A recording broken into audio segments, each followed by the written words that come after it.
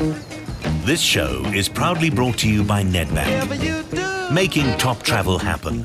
Make things happen. Nedbank. Do it good.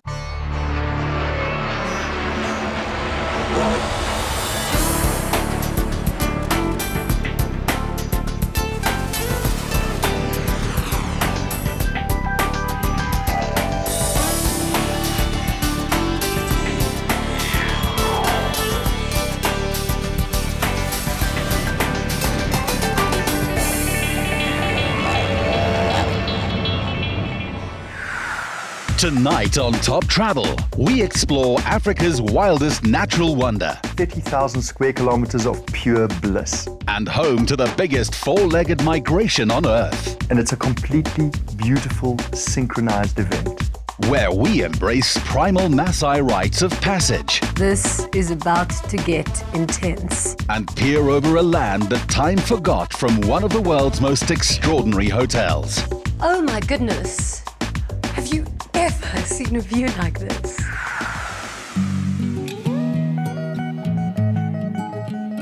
We found ourselves in the Serengeti, 30,000 square kilometers of pure bliss. It's known as the land that goes on forever because it is so vast and you just get the most ridiculous feeling of space.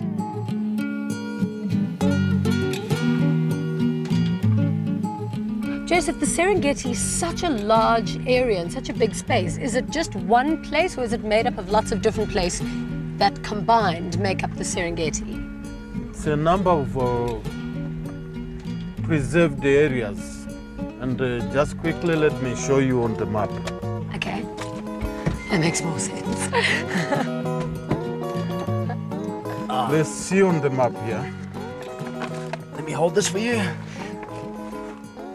Oh, wow. Of your question, the ecosystem comprises of Masai Mara Game Reserve, which is in Kenya, and then Serengeti National Park, Maswa Game Reserve, Ngorongoro Conservation, and Loliondo Game Controlled Area. Now, when people speak about the Serengeti, you know, synonymous with that is migration, migration, migration. Where are these wildebeest right now and where are they going to? They are going towards the eastern south Serengeti, and we are in the middle of it. And by the end of July, they will be crossing the river and going to Masai Mara in Kenya. So, Joseph, we're slap bang in the middle of the migration. How lucky is that? We're very lucky to be in the middle of the herd. There's so many. Can we go find more? Let's try to go for it. Excellent. Joseph was an absolute godsend. The guy was just completely knowledgeable on the area that we're about to tackle. And for once in my life, a map made total sense. I knew exactly where we were geographically. That has never happened to me before in my life. Joseph found a spot for us to stop to have a coffee break. And for about an hour, we sat there and listened to his wonderful tales and all the experience he has of living in the Serengeti for so many years. Not only that, the guy's climbed Kilimanjaro over 50 times. He literally is a walking encyclopedia. Guys, this tree we are sitting under has a fruit called, the name of the tree is Balanite aegyptiaca, and some tribes eat the fruit in Africa. And would you like to try this? Yeah, I can taste it. He eats everything. Yeah, I'm never scared to eat anything.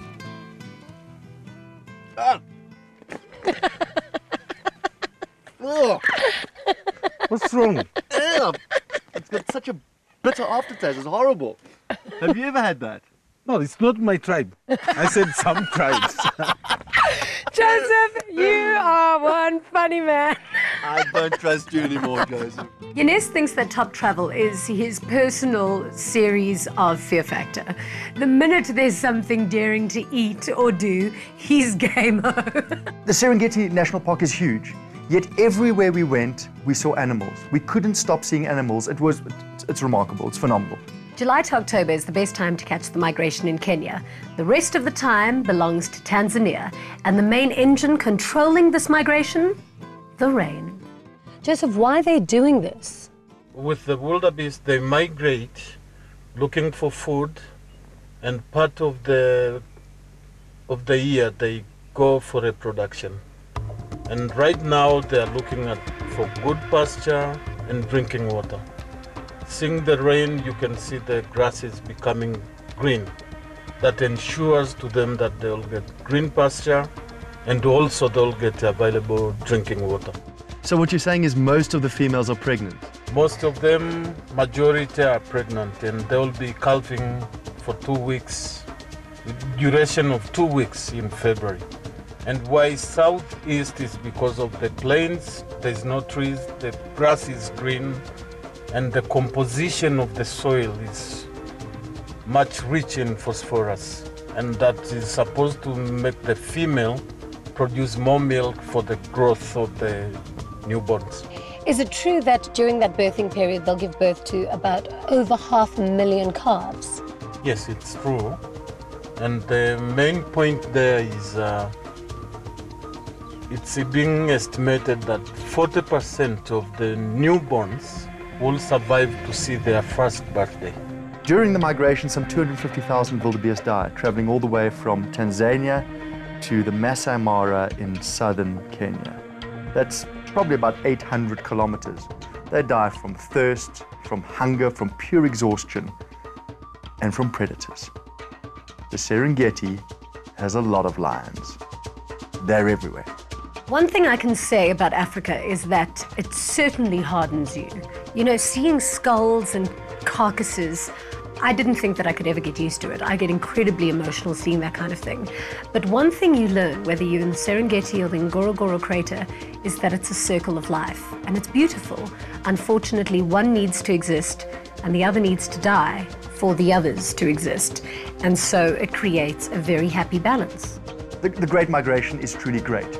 It's 1.2 million wildebeest migrating, 750,000 zebras, or zebras like the Americans say, and thousands of other animals. Think about it, 500,000 calves are born. And it's a completely beautiful, synchronized event. Can you stop moving, please? I'm trying to get Jean, stop wasting your time with that big camera. Just get out your Lumia 1020. Look at this. Look at this picture quality, seriously. You get your focus point in the distance. You can literally zoom in. You can set your ISO, which is brilliant. So if you want to get it darker or lighter, nice and moody, it's brilliant, and you can take the pictures. Oh, now you're going to give me this. Because this one's much lighter. Get closer to the destination of your dreams and the moments you don't want to miss with a new Nokia Lumia 1020. You too can travel Africa in style thanks to Top Travel and Lisa, luxury in Southern Africa. Stand a chance to win an exotic 3-night getaway for 2 at the luxurious Zanzibar Serena Hotel.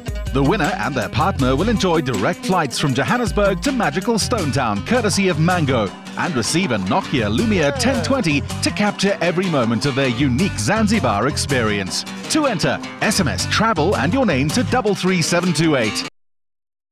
Be more savvy. Get an emergency backup card with your American Express Global Travel Card. Make savvy travel happen. Visit any Nedbank Forex outlet today.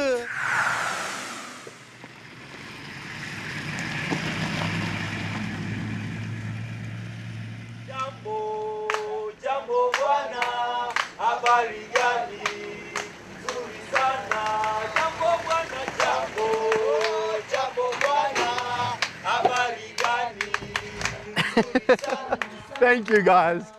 Wow, 2 hours of an African massage. I should be feeling totally relaxed. That's exactly the best explanation for it. 92 kilometers on a dirt road through the bush to get to fantastic Serena Serengeti. Now, you might think that 92 kilometers doesn't sound very far, but it took us about 3 hours because it's a windy, bumpy road. However, Hakuna Matata, no worries. I feel like relaxing. The serenity of the Serengeti Serena Lodge. That's all I need right now. Karibuni Serena, Hakuna Matata. The Serengeti Serena Lodge, perched on top of a hilltop overlooking the plains, absolutely beautiful. And then a typical African welcome, song and dance. You gotta love it. Great. I love these little huts. So, what a big rondel. yeah, it's so nice. It is nice. So you're welcome. Thank you. Thank you. Serena Serengeti is one of many lodges across these parks. How is this one different? First, it's actually built on top of the hills rather than others are in flat areas. The architecture is also different because with our architectures, we are more traditional, different from others which they are more modernized. But with us, we take local things. Where did the idea of these rondavels come from? Well, these styles come from two different tribes. With the architecture of drawings, you can see, the drawings is done from the people called the Amakonde people. And the architecture itself with buildings, the laundravels, this style is from the tribe called the Ikoma people. That's how they build their houses, and that's how they stay in their houses. They build their houses in a round way, on top grasses, and down they use the mud. Jenny, that's your room. Okay, thank you so much. Asante sana.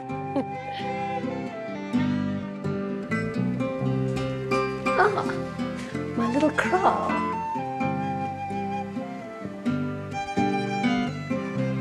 Oh, this is just majestic. Come and have a look at this.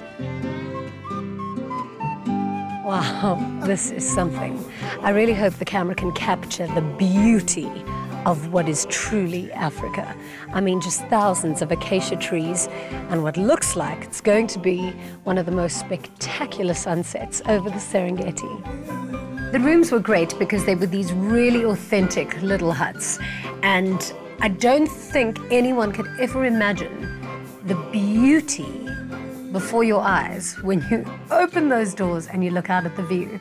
I mean, it's not even postcard perfect. It's not even an oil painting. It far, far exceeds the beauty of what you can imagine it to be. Jeans and I aren't usually nervous travelers, but here at the Serengeti Serena, there's reason to be nervous because we are literally... They're zebras, wow. We're literally in the wild. There are wild animals everywhere. I was speaking to Yona, who's head of security, and was telling me the other day they found 2 leopards roaming around these rondavels, lions, elephants, you name it. And apparently there's a swimming pool up ahead of us, and that the animals actually use that swimming pool as a watering hole, right? Yes. And we're not allowed to walk around by ourselves in the dark. Yes, you're not allowed to walk by yourself in the dark. So you're going to save our life with a torch? Yes. Often with Africa, you've got to understand when they say it's 5-star, it often means it's 5-star because of the experience. And the Serengeti Serena is all about that. It's about the experience. Everyone always says there's nothing quite like an African sunset. Oh, there is. An African sunrise. Wow. There's very few things in life that can warrant or even justify a 4 a.m. wake-up call. But today is something different. Today's the thing that dreams are made of. We are taking a hot air balloon over the Serengeti and will possibly even spot the migration. This is why I'm alive. This is why I love Africa. This is why I love my job. This isn't just a bucket list, it's the ultimate bucket list. Ballooning over the Serengeti. We've got to go. They're calling us for the safety briefing. Come join us. You ask yourself, why would I wake up at 4 a.m. in the morning in Africa? Why would you do that to yourself? To go ballooning?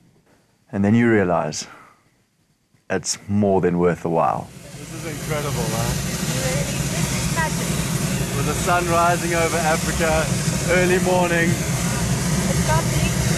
About to take off on a balloon ride over the Serengeti. Can life get any better? The hot air balloon was invented in 1783, and funny enough, convicts were almost the first pilots. Basically what happened was these 2 brothers invented the hot air balloon, but they had promised their father that they would never fly in it. So when it came to the first flight of the balloon, the king kind of said, well, just use the convicts, put them in the balloon so that if anything happens to them, it doesn't really matter.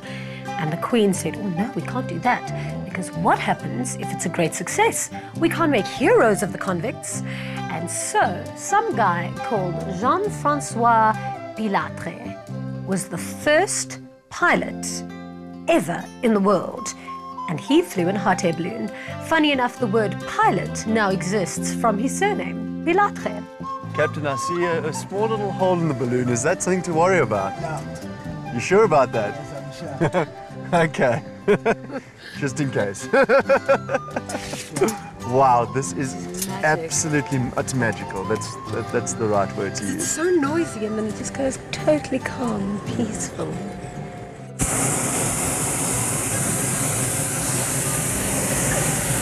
And then noisy again. During our African adventures, we've gone game viewing from cars, from boats, from helicopters, from small African planes, and now finally, a balloon. Where is the wildlife this morning? Are they in the zoo? No, it's different. It's different. Some of the day you see a lot, some of the day you don't see. This is like fishing, eh? Yeah. You might go out, you find something, you might go, you don't find anything. But as long as we are cruising in Serengeti, you never know what's going to happen. Yeah. So Tell us about where we've started and what we're going to see on this journey. we started from Masai Kopis. The place, our launching site, we normally call it Masai Kopis, and that's where we started from. But where we land, nobody knows, because we go 100% of wind speed and direction. But the only thing, we have our flying area where we know it's safe and easy for our crew to come and get us.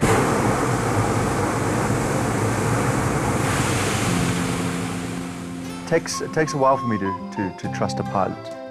I got to suss him out, check out what his skills are like. When he first headed for the tree, I was like, up, go up. He's looking at me. I was like, dude, go up, we're gonna hit the tree, we're gonna hit the tree. He's just like, he had like a little smirk on his face. He was looking at me. That's amazing.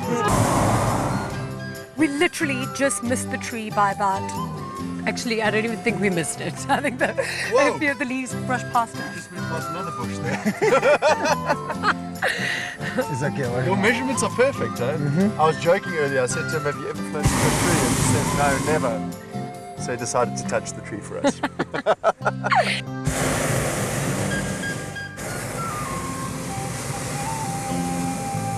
We've flown in helicopters over the bush and realized soon enough that big animals aren't big fans of helicopters.